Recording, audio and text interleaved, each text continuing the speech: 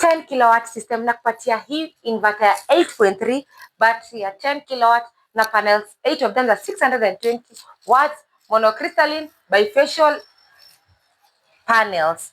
Ukiwa na 353,000 na kupatia hiyo package, hapo unaongezea tu accessories na installation fee na utakuwa completely off grid.